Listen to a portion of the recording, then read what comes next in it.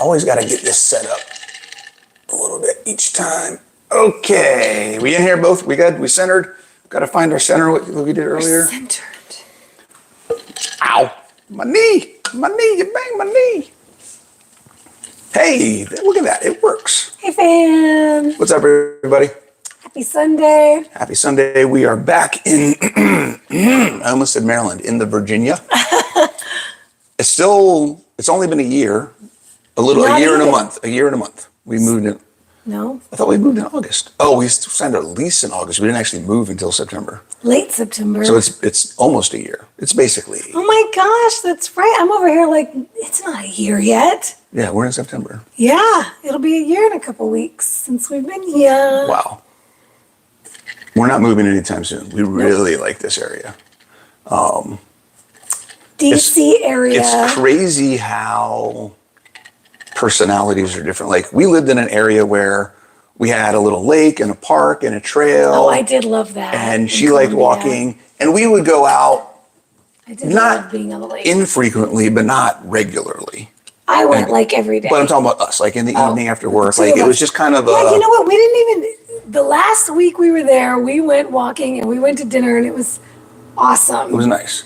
But you didn't really do that wasn't with me a lot there. But here, something about where we are now being more, I don't know, it feels like there's just more energy in general. Yeah, it's more city. We live in a town center. We've got everything here. Shopping, restaurants, parks, right? Green spaces, live music, pretty much Friday, Saturday, There's Sunday. people watching. There's always people out. There's a lot of outdoor dining. Yes, there is. Yeah. So there's a lot of and the views are beautiful. The weather is freaking perfect. So we've gone from infrequently walking together to we probably walk almost at least 3 or 4 nights a week. At least 3 or 4. Yeah. You go for a walk. It's really and nice. Tonight is date night. Yeah. I had a. I'm so excited. What was it? Something we were out for a walk. Yep. Earlier this week, and I was like, you know what? We were window shopping. Outside of the shopping for you, we're gonna go do a little shopping for her. But it was more, I had like a flashback of when we first met. And it was like, you know what? Those jeans and those high heels, I haven't seen those on you in a while. I want you to put those on and let's go to dinner and go out and whatever. He actually requested, ladies, he requested that I wear the outfit I was wearing when we met. Yep. Which honestly, I don't think I've put that combination together. I don't remember since we've then. Met. No. And my ladies will get it. Look, first off, we live in gym clothes and lounge wear like that. This is what we do, right? From time to time, we'll dress up and go somewhere. But ladies, we have either our kind of uniform. Like I have my uniform. It's like a few pieces of clothing that when we dress up, those are my go-tos. You got like 5 or 6 outfits that I like to and they're all good, don't get me wrong. But when we do something out of the ordinary, like when we met, I was in Vegas for an event, photos are being taken, You were doing it up. You wear like you either buy something new to wear for the special event, or it's not something you wear a lot because you're taking a ton of pictures in it. It's like kind of this one-time thing. And when I do things like that, when I used to do my WBFF events or speaking engagements and things of that, I try not to rewear the same thing. So that was one of those things because you don't want all the pictures of you on social media being she always wears the same dang thing. Like what is she? Yeah. So that I was wearing a bodysuit, a tank like bodysuit, and then tight jeans. And the heels. It was the jeans and the heels combo. Got him. And then the video that was the ass. The jeans were the ass. And he could see. Jeans only work if you got an ass. I'm sorry. So. And sometimes it's hard to have ass in jeans. Sometimes it is hard. The jeans not for sometimes you. Not for you. Minimize. Not for you. Well, and so all those decades that women just wanted to be 80s heroin model skinny. Right. The jeans were designed to actually minimize. Right. And these days, ladies, we know that the ass made a comeback. Really, it was J-Lo in the early 2000s, I think, that started it all. J-Lo turned it around. You know, that was my jam. I used to wear Bring that ass back. the velour tracksuits. Oh my God. Shout out to the early 2000s. Early 2000s. So yeah, all that to say, he requested that outfit, So which we're we having still have. a date night tonight. So I will be rocking that outfit. So we're excited. So steak, and we're gonna do a little shopping. Steak, a little shopping, and then steak. Are we doing steak? We said we're doing steak tonight. That means I'm getting filet tonight. I mean, wherever we go, I'm getting steak. We're getting steak. Okay. So all right. I'll probably do ribeye, and you'll do filet, like we. So that's what's going on with us. Something else that's going on with us. If you guys, why is this backwards? This is not because you have the front-facing camera. Yobda. Can you say confident? How do you say confident backwards? Yodob. It's Yobda. Yodab. Yodab. Yoda. Yodab.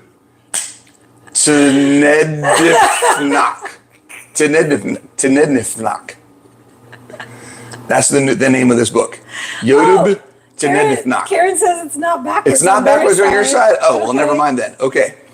Body Confident, the book, is now live. If you haven't gotten it, go get your copy. Secondly, if you have gotten it, please, please, please go leave a review. Reviews are the way that the world knows if this book is even worth reading. And the more reviews we have about how it's touched you, what you've gotten out of it, the more relatable it's going to be for other people, and they'll know if they should be getting it too. So please, please, please go get a review. Go leave a review. Don't get a review. Go leave a review. Okay.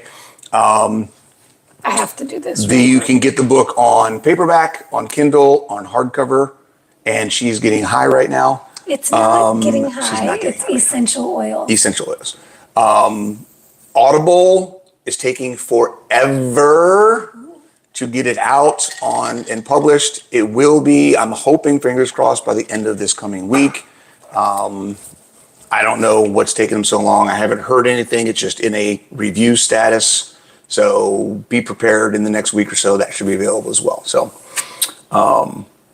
yeah, I'm super excited, guys. Already, I think just because of the pre-orders, I had like a 24-hour period where this book was a bestseller. So like, does that qualify me to say that I'm a best-selling author? I think so. Even though it was only like 24 hours? I think you need to qualify. Yes, you do need to. You were number one.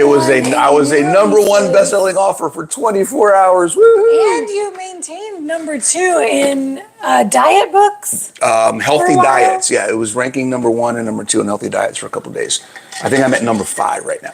So yeah, I would absolutely say that. The more reviews, the more purchases, obviously, but the reviews are really the biggest thing. That's what keeps the rankings. Like even sales of the book help with the rankings, but it's more the algorithm really relies a lot on reviews. So if you sell a bunch of copies, but nobody's leaving reviews, right? That's like how they track engagement. So it's like on social media. You can have a ton of followers, but if nobody's liking or commenting on your stuff, then they don't count. They don't push your post out. Yeah. So the more reviews, the better the book can do, and the more people can actually get the information. So that's really what we're looking for. Okay. Mary. So that's that. What's up, Mary? Who we got on today? We got Juliana Karen. Thank you, Lisa. She says I look. She always looks super pretty. What about me? Do I look pretty? I want to be pretty too. I preened him last night, so he should be looking. She picked my quite eyebrows. Dapper today. Let's see. Whoop, nope, not trying to report anybody. Deb's on. Juliana. Kelly, Jen. Jinx. Okay. All right. What up, fam? I'm adorable. I'm not pretty. I'm adorable. I keep telling you. Stop I keep it. trying to tell you you're so cute. He hates that. I'm not cute. You're rugged. I'm what's the word? You're going to say handsome something beast. that shouldn't be said here. I can't remember the rest of them. Anywho. So today we are talking about. Now we were on 20 minutes. No, 10 minutes, and now we're talking about the thing everybody always wants to know that we always kind of discourage. How do I speed it up? I want to lose fat faster. I want faster results. Yes.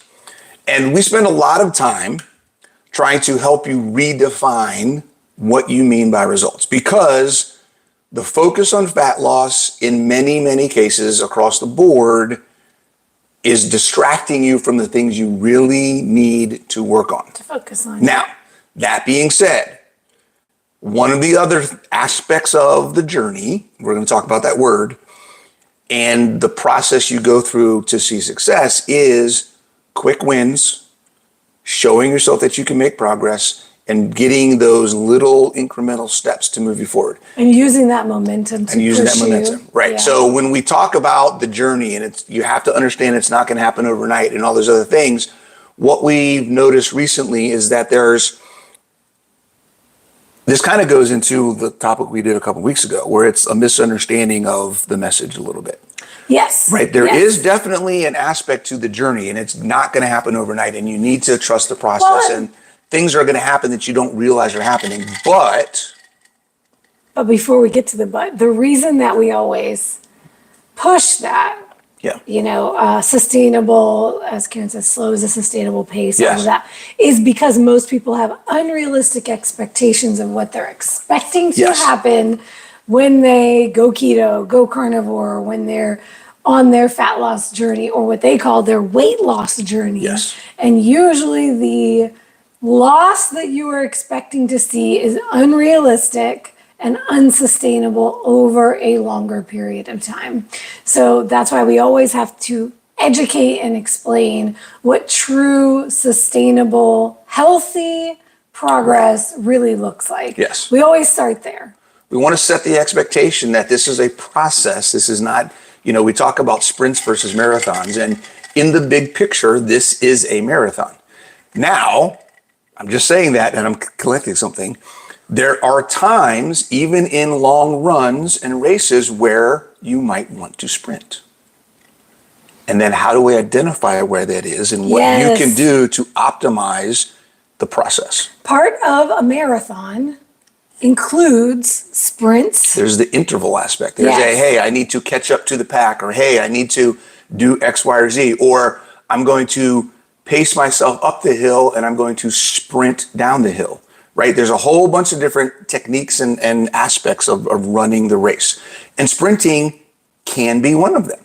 Absolutely. So we're going to talk today about what can you do, or what are you not doing, that is, what can you do to speed up your process, or what are you doing that's making it take longer? Too long, longer than it needs Because to. sometimes the length of time and the frustration that you're having with how fast things are going have nothing to do with the process and have everything to do with you. So once you have the basics down of what healthy rates of loss look like, within that context, the question is, are you, as we talked about last week, are you actually making progress? Yes. Or not? Or not. Are you actually stopping your progress? Right. Because last week we talked about these mantras, progress over perfection, when in reality, some people are using that mantra to excuse or justify not making progress. Right. And this is there's a nuance of how do I assess my progress and whether or not what I'm doing is working. Mm-hmm. And that's what we're going to talk about today. So let's talk about the journey. Yes. Okay. This concept of the journey. So we talk about the journey, and you hear us say it's a lifelong journey. It's going to take time. Trust the process. Set your realistic expectations. All those things. And I think there's a muddying of the waters in the idea of the journey. The journey, like you mentioned, isn't your weight loss journey. That's not your journey. Your journey is your life. So you are always on the journey. Your day, from the day you were born to the day you die, you are on your journey. What we're talking about when we talk about it's going to take time, set your expectations, all those things are, how do you improve your ability to experience the journey? I love engagement in the journey, what you can do throughout the journey. Yes, right? It's like we like to say, you don't want to just focus on this destination of this number on the scale, right? When I lose 50 pounds, whatever it is, you're focusing on this date in time, as if that's the thing, and you're losing sight of what's happening in the process of getting there, right? The road to that destination. You're living life. Your life is happening on the road to what you're thinking of as a destination. Right. And many times what our clients discover is that's not actually the destination. When they do get there, they realize, oh, that number on the scale didn't actually produce what I thought it was going to produce. Yes. You know, maybe I still hate the way I look in the mirror, or I hate the way my clothes fit, or, you know, a lot of the time that's when people come to us, they've lost the weight, but they're not still fit. missing something. Yeah. They're not in the body they want to be living in, whether it's what they're capable of doing or what they look like, which we could do a whole other topic. One of the things on our list actually is about the whole vanity concept. Yes. I just did a little coming to Jesus with my ladies on my feedback video last week about that. That it is okay to want to look a certain way. There's nothing bad. You're not bad and vain and, you know, this bad person because you desire to look a certain way, right. to like the way your body looks. That's part of the experience. That's part of the process of enjoying the experience, right? You want to feel good about how you look. We actually just had this conversation. Was it last night? We were talking about shopping, or the other night when we were out walking and I want to take you shopping. Oh yeah, about the finances. We were just talking about how, you know, we're in a much better place now than we were 3, 4, 5 years ago. Personally, financially, career, business, like we're really doing well. We're nowhere near where we want to be. The dreams and the visions and the aspirations that we have, we are so far away from that right now that it could be very daunting if we weren't being cognizant and aware of where we were coming from and where we are now versus then. Yes, And perfect example. you were talking about enjoying the journey. And we were talking about, you know, I was like, we were walking and I said, hey, I want to take you shopping. And she was like, really? You want to take me shopping? We're always worried about money. We're trying to do this and we got these plans and we're trying to save and invest and do these different things. And I was like, look, we're doing well enough that if I can't enjoy where we are by treating you, what's the point? What is the point of doing well if you can't enjoy it?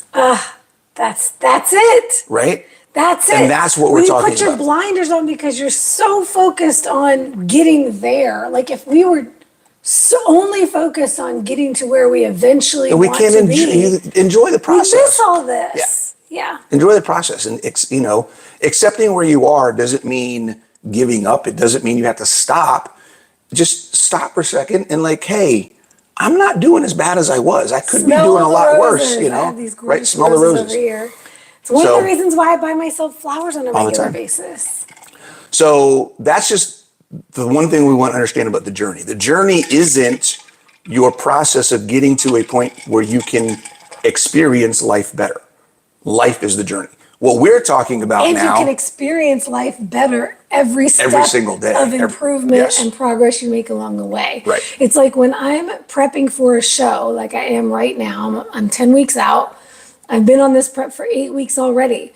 I could be frustrated that I'm not stage lean yet, or I could say, this is the leanest I've been in a year and a half. Right.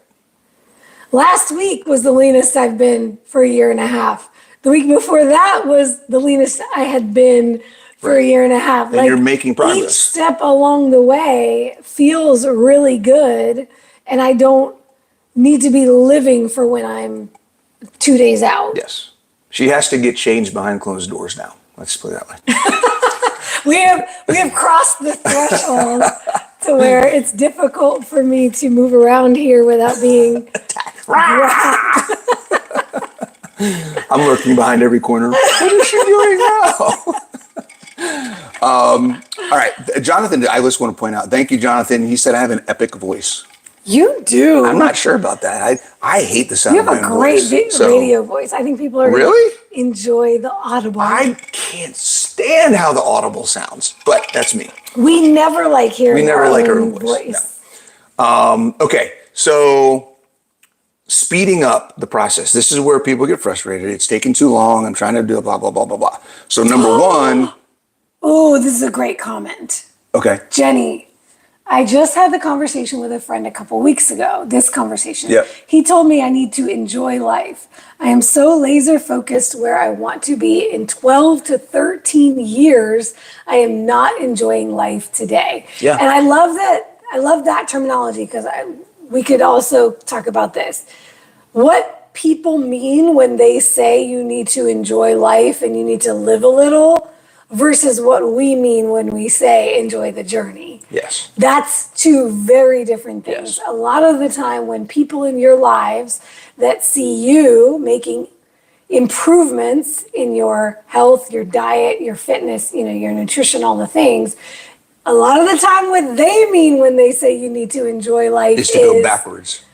Don't go do backwards. these things you're doing to get to where you need to be or you want to be, right? What we mean is don't be so focused on 13 years from now. That you're missing when we say enjoy the process, here's what we're saying. Lean in to the things you're moving towards. If you're doing this so that you can experience time with your grandkids, then try and do things that actually let you spend time with your grandkids now. Don't wait until you reach some specific goal of weight or whatever before you start doing that. What are the reasons you're doing this, and how can you start experiencing those things now? And That's what we're talking about. It goes along with what I always say, which is we don't want to live life in straitjackets with padded walls. Right. If you are one of these people who says, well, if I'm going to be on this diet, then I can't spend time with my loved ones. I can't go to any social events. I have to stop engaging in everything social because I have to focus on my diet. And the only way I can do it, my diet and my fitness, is to ignore everything else in life. That's not what we're saying. On a prep, I can still enjoy my life, but I'm not enjoying life by not meeting my macros and by not training and by not recovering and doing the things that I need to do to get to stage. Yeah. So we're going to talk about, that's what we're talking about today, is how can you accelerate your results by dialing things in? It does not mean you have to give up having fun. No. There is one word that is the tip, the key, the secret to speeding up your progress. There's two words. Two words. Two words. Two What words. you got? Consistency and intensity. Ooh. Those are the two words. Okay, I like it. Balloons over here on Instagram. Well, let's talk about consistency. And when we say number consistency, what we're saying is, we were talking about this in bed this morning before we got up, is you have to do the things you need to do without interrupting the process. This is where we get set off. It's not happening fast enough, so we change what we're doing, right? You talk about homeostasis all the time, balance. Our body's looking for balance. It wants to keep things equilibrium, right? Your body needs to know where you are, what you're doing, and it needs to be happening all the time. Every time you change something, there is an adaptation period. So if you're doing this, whatever this is, and then you start doing this, there's a gap in time that your body has to adjust, that it's not making progress. Okay? So if you want to make progress faster, keep doing the thing until you see the progress. That's step number one. Now, I know what you're about to say. You know Go what ahead I'm and going say to say, because we talked about this morning. Yep. If you're doing the things, you're following the plan, and you're not making progress, when you are dialed in and consistent. What's the word I'm looking for? After enough time to see if the progress is exactly happening. Yes. Then. Not 2 weeks. You will know definitively whether or not you need to change something in the plan. Right. If, though, you are not giving it time and you are not nailing it.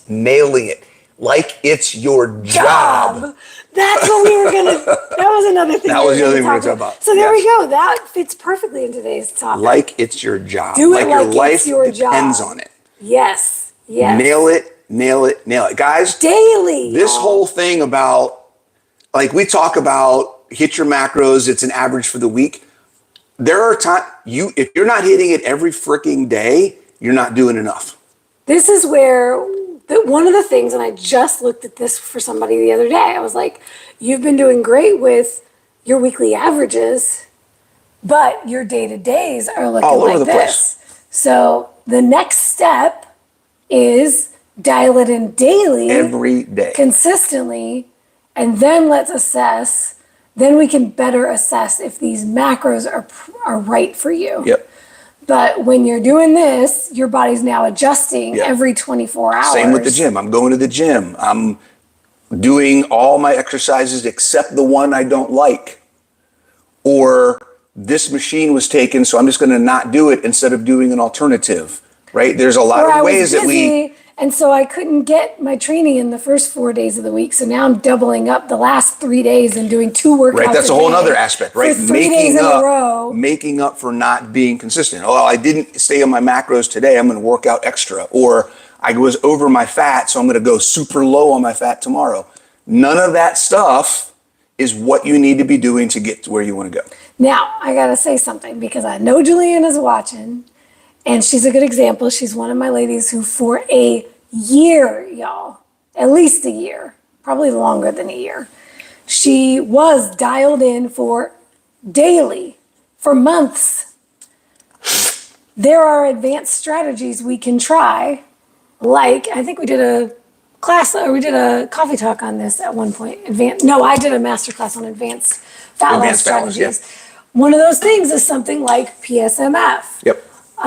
Different kinds of things you can throw at it, and this is where we do things like calorie cycling. This is where having a coach. This is where helps. You don't throw these things in willy-nilly, right. And you do not throw these things in when you haven't already been consistent for months, y'all. Not weeks, not days, months. This is another aspect of consistency. It's like refeeds too. I've talked about refeeds. These are things I don't do until I've been in a prep, been in a cut for months, and now I'm experiencing biofeedback or progress that's not happening the way I want it to.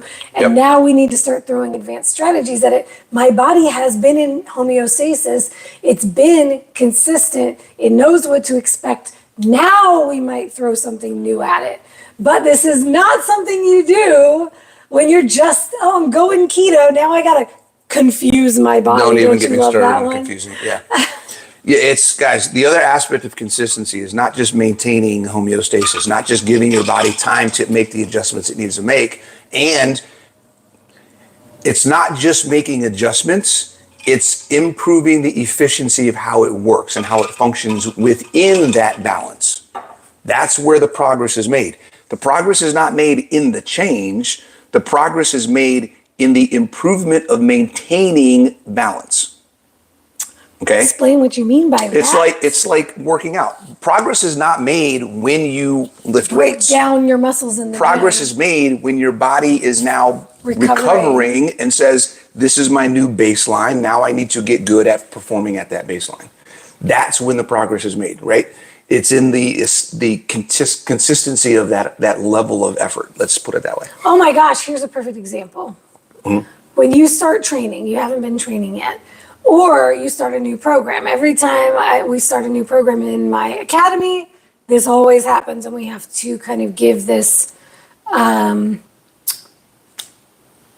warning. Briefing, PSA. In advance, and that is, you're probably going to see the scale go up. Mm. If you're looking at the micro level, you might say, oh no, training is making me gain weight, so I should stop training. Mm-hmm. No, your body has a new stimulus. It's trying to learn how to adjust to it. Yep. After a couple weeks on that new program, or after a couple weeks starting to train when you haven't been trained, your body will adjust, the inflammation will come down, So we cannot make decisions on a day-to-day basis. Right. Oh, the other one we see all the time. Oh, I had a cheat meal yesterday and the scale dropped today. That means I should cheat more often. It's never a function of what you did yesterday. Yep. It's not. And I love what Juliana shared here. She said, a refeed is a ribeye for me, not a top sirloin. It's not a cheat day. Right. So one of these things too is when we're talking about using advanced strategies, we're not talking about go hog wild and binge on whatever and then get back to your diet. Example, we were in Tennessee last week. We did not eat necessarily according to plan, but how did that change? That changed by for me at least, it was more pepperoni, more cheese, and more butter. And some pork rinds. Those are things that I don't usually eat a lot of. Yep. But it wasn't ice cream, pizza, cotton candy, who knows, Chips, whatever else, chips, nuts. It wasn't cashews. It was none of that stuff, right? It was we staying within what we know is not going to set us back. And you didn't track. And I didn't track. That was the other change. I didn't track. And I didn't bring the scale. I tracked my food and I still stayed within the range of my regular macros, but I was eating ribeyes every day. I was eating pork rinds, which same thing I don't usually do. And I allowed myself to go over my macros a few days, but nothing crazy. And I didn't weigh myself for 5 days. So that was a break for me. Right, just taking a little bit of break, staying within the principles and the concepts of what we know works for us, just lightening up, just taking a little load off of the stress of tracking. And the whole idea was we're going on vacation, we'll take it a little easy. Yep. Now, what would we have done if we were trying to accelerate our progress? We would not have done that. So she's got a plan, she's staying within her plan. I've got a plan, I'm staying within my plan. And that did not set it back. We have enough experience to say, how far can we push this without setting ourselves back? And we did that. If we were trying to go beyond, hey, we really want to get here, we have a specific date we're trying, like for me, if I got to get somewhere, I got 6 weeks to do it. I got a party I want to go to. This is something here often. My birthday's coming. I got this event, like whatever it is. I need to be on track and I need to hit it, and I'm not deviating from that plan. And that's really where I'm at now. I have 10 weeks left. Perimenopause is kicking my butt, and it's already a lot stacked against me in getting to the goal that I have for stage. So the next 10 weeks, there's no effing around. On point. Even going on the retreat with KBB next week, I'm going to be bringing, by the way, I'm taking the InBody with me. That's fine. Bringing the InBody scale, bringing the food scales. That's right, you have been wanting a new one. There's a brand new... That might be an excuse for you to buy There's a brand new version of the InBody at-home device, guys, just a segue. I forget what the model number is, but if you go to the link on my YouTube, if you go to the link for the InBody at-home devices, there's a new version. They've updated some of the technology. They've added some functionality.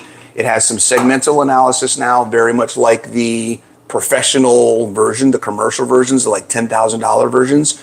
It does visceral fat now, which it didn't before, which is freaking awesome. There's a whole bunch of stuff they've added to it. I realized it didn't do visceral before. Yeah, this new version does. So there's a bunch of stuff they added into the new one. If you have an InBody, I highly recommend either upgrading or whatever. If you don't have an InBody or a body composition scanner, this is the one that I would recommend getting.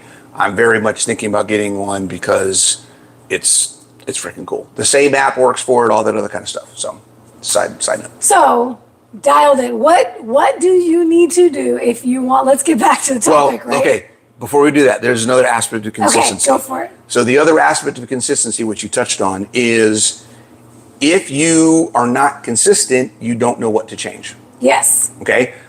All the time. We talked about this morning. Clients will come. Hey, when do I change my macros? Well, when you start hitting them consistently. I can't tell you what you need to change until you're doing the current plan on a regular basis. Yep. Right. So if you're not seeing progress, Are you going to the gym like the program says to go? Are you getting the sleep that is recommended? Are you hitting your macros every single day like the plan is laying out for you? If you're not doing these things, then I can't say we are going to drop your fat, up your fat, drop your protein, increase your protein. We're going to change your program to add a day, take a day out, add some cardio, put some cardio in. We can't make any of those changes because we don't know if what you're supposed to be doing is going to work or not for you. Because you're not doing it. This is where we talk about the program only works if you work it. Yep. Yeah. Yeah, what I shared with him this morning is that 9.9 times out of 10, every new person that comes into the academy or starts private coaching with me. Never had anybody. When I ask them, we always ask them the one thing to start with before we set their macros. Right. What are you doing? We will not set your macros if we can't see what you're already doing. So at least a week or two, we want to see what you're already eating. We ask you not to change anything. Everybody does. But without fail, what we see pretty much every single time is day-to-day ups and downs. Or it's super low all the time, and then there's a spike, and then it's low again, or it's high, and then it drops. And but there's still not a consistency with each macro. Protein might be up one day. Now fat is up and protein's down. Now they're both up. Now they're both down. Now carbs are up. Now, so we see these things all over the place. And it's already more difficult for us to even make heads and tails of it. But that's when we'll look at averages and say, okay, where have they been on average? And that will help us figure out where to set things to start with. But this is the key. We set starting macros. We're not saying, here's your magic macros. If you follow these, you'll get all the progress until you hit your goal. Bingo. And that's what people think it is. A lot of the time it's like, I just need somebody to give me macros. Right. Well, that's not what coaching is. What coaching is, we're going to give you a set of macros, and then we need to see you nail them, and then we can tell you after a couple of weeks of nailing them consistently with all the other variables that we talk about. What's the next step? We look at your biofeedback. We look at how you're feeling. We're looking at how you perform. We're looking at how your body's responding. And then we make a decision. Are these the right macros for you, or do we need to adjust something? Mm-hmm. And we do that week after week after week. We assess every week. This is why we have weekly check-ins. So when you are being told in keto groups or carnivore groups, don't get on the scale, only get on the scale once a month. Eat till you're full. Don't check your progress. Don't take pictures. Don't track your macros. Yeah.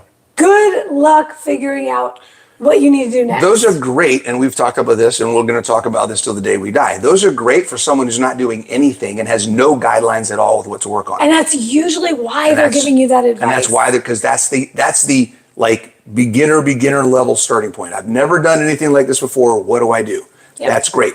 Very quickly, you're going to get to a point where those general guidelines are not getting you to a specific result.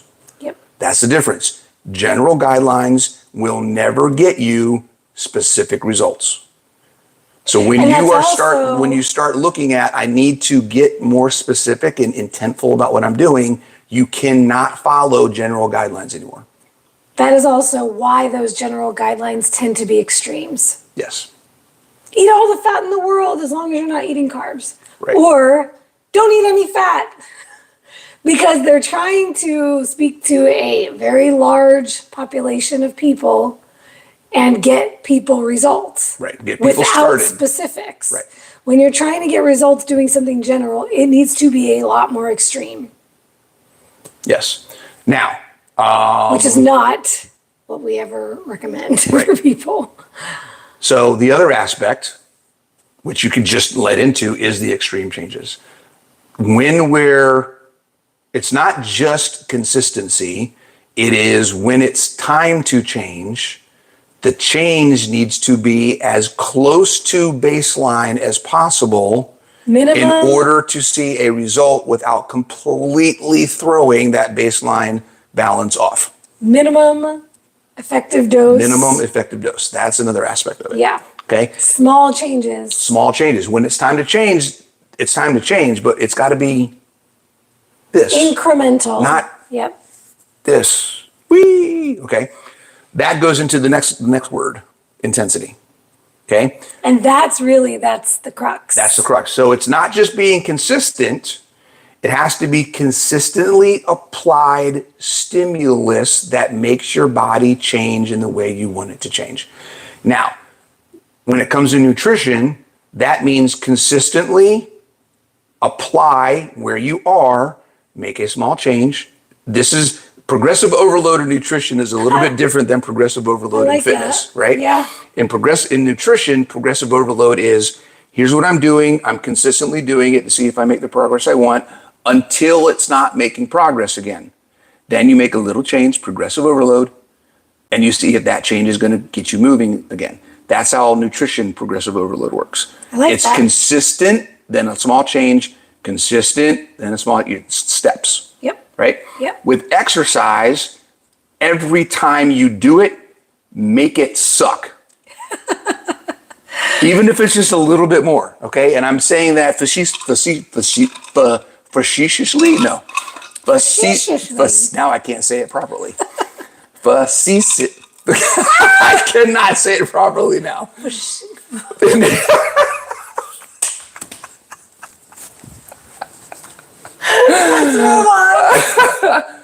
You all know what we're trying to say. Facetiously. Oh, that's good. So when you're doing on the fitness side, when you're exercising, it should be a stimulus that pushes you to challenge yourself, even if it's a rep, 5 pounds, something additional, a new movement you haven't done, practicing how to learn an exercise that you've never done before, right? Something like that. What's up, Vic? Hey, I see Neil's on the Instagram. What's up, Neil? Yes, Neil's on. So it's, if you're not applying enough intensity to facilitate a change, guess what's not happening? You can't get a change. So you have to be pushing yourself outside the comfort zone. I think I just posted that today, something. Hold on, let me look at this up. I think I just posted something that commented on that. I want to read this because I think it's relevant. You should want to quit. Ooh. That's the point. You haven't been doing anything to challenge your status quo.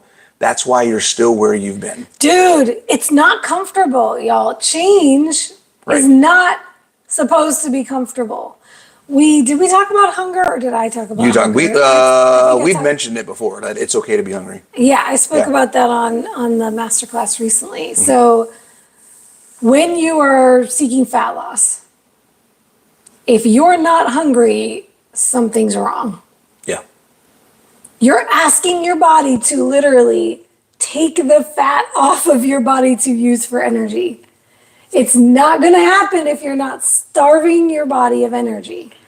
Now, don't go to the extreme and be like, I have to be hungry all the time. I have to be starving. That's not what she's saying.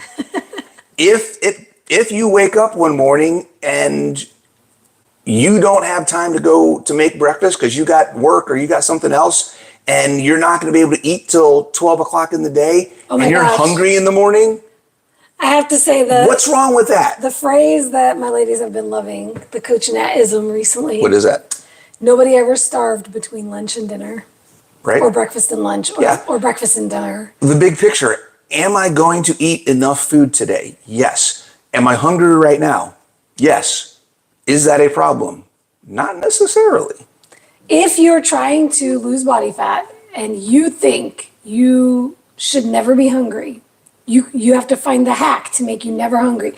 That's why I went keto, because on keto and carnivore, you're supposed to never be hungry and you can still effortlessly lose body fat. Yep. That is not true, y'all. That is not true. It may happen for those of you who are coming from standard American diet, super high carb, And now all of a Right. sudden you've shifted and you're not feeling that hunger anymore, but that's not going to last forever. Yeah, and there's a point, right? Again, it's all going to change, and where you're at changes in the process. Like you said, when someone's just getting started, they may feel like I'm never hungry and I'm losing all this weight. You're hitting your satiety. I cannot speak Satiety. your satiety hormones.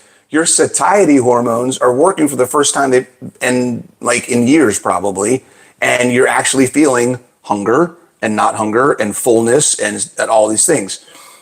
At some point, when we get into that more specific target, that intentional goal that you're trying to reach, you may have to be a little bit more on point and a little bit more focused about what you're doing. And it may induce hunger every once in a while.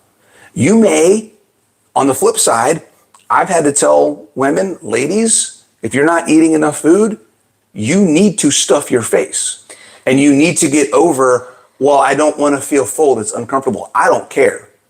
You're starving yourself right now, and you need to reset what that feels like until your body understands what adequate nutrition actually is. Yeah, your body adjusts. That's the adjustment and the adaptation, right? So ladies who never eat breakfast and they've been striving for years to not eat until 2 p.m. because intermittent fasting is magic, which it's not. One of the big things I encourage is eat that first meal by or around 10 a.m. Yeah. And it's always, oh no, then I'll be hungry all day. Yeah, because your metabolism is working the way it's supposed to. Yes. Wait, not starving yourself? Oh, crap. Yeah. So yeah, it works both ways there. But there's usually a couple of different pieces of that equation. You either need to increase your activity level, push yourself more, your intensity in the gym, or just move around more during your day. We have clients who are training and then sedentary. The only movement they're getting is their training. And then they're incredibly sedentary. And so that's other things we look at as a coach. Do I need to change macros? I would rather not cut your macros super low and have you not move your ass. That's not good for your metabolism. Right. For somebody who's getting 3,000 steps a day, I'm going to push you to get that step count up. Ideally, not doing an hour-long cardio session. Yeah. But just moving around try to more. move around more Get often. your body used to being active. Even if it's- what happens when they do that? They start getting hungrier. Imagine that. Even if it's just a stand-up desk, guys. I love my new job because I didn't tell you this, but I have a desk that goes up and down. Oh, nice. So I used to have that. spend 4 or 5 hours a day just standing doing my work. It is awesome. I never thought I would enjoy it as much as I do. Not only am I engaged in my posture and everything else a lot more throughout the day, but I actually think better standing up. And if I want to step away, do a little thing in my cube and kind of walk around and think about something, like it's just a whole different experience. I like it a lot. That's cool. Yeah. So, okay, let's sum this up. Consistency, intensity are the two big things. When you do make changes, make small changes. Give the change enough time to actually work before you do something different. Yep. What else? If it's not happening fast enough for you, number one, assess your expectations. We always say for a fat loss phase, 1% of your body 1% of your body weight per week is healthy, aggressive, realistic progress. Right. If you're expecting 5%, if you do the calculation, you figure out that you've been expecting 5-pound loss a week and you're 150 pounds, that's not realistic. That's not going to work. 1.5 pounds is more realistic for you. If you're noticing that you're 200 pounds and you're only losing 0.5 pound a week, look at, am I dialed in? Am I dialed in to a T on the plan? Yeah. Am I following my training? Am I active throughout the day? Am I sleeping? Am I nailing my macros? And when we say nailing your macros, Nailing. like within 5 grams or less either direction. Yep. Okay. I want to add another aspect to this because This is where having a coach can be super helpful. You are 100% on every single thing in your plan that you're doing, and you still aren't seeing the progress. There's two things. Either it's the plan that needs to change, or there's an external factor that you have no control of that is impacting your progress. That you don't need to make a change, you just need to wait that external factor out. Give them an example. Right? Let's say there's stress in your family. Your mom or your dad or your kid is sick and they're in the hospital and you're stressed out. You got to go to the hospital. You got to take care of them, whatever it is. You're still doing what you need to do to make sure that your goals and your activity is within plan, but that added stress, that added concern, that anxiety, that whatever it may be that you've got going on is affecting, right? Because environment affects physiology. Yep. So it's affecting how your body's responding to all those things. So there can be some things that you may need to do. Yeah. Maybe I need to drop my intensity at the gym, try to get more sleep. Maybe I need to cut back a day. Or adjust my workout schedule, something Right. I've done in perimenopause, not recovering as well. So every other day training instead of days in a row. Right. Doesn't change the amount of training. It's just changing how the you're schedule. applying it, right? Or maybe there's nothing that you can really do, and you know that this thing is a temporary thing. You just wait it out. And then when that's gone, that additional stress or whatever is going on is gone. My numbers started moving again, right? Ladies, like it's a whole thing. Ladies who are still cycling, your cycle comes every month. Right. Every friggin' month.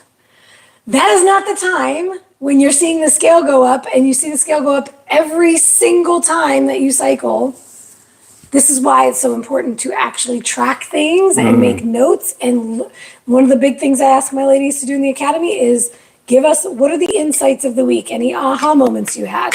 You have to look at the things that are happening with you and start drawing connections and patterns. So my ladies, when you're on your cycle and the scale is up, that's not the time to decide I have to drop my macros because I'm not losing.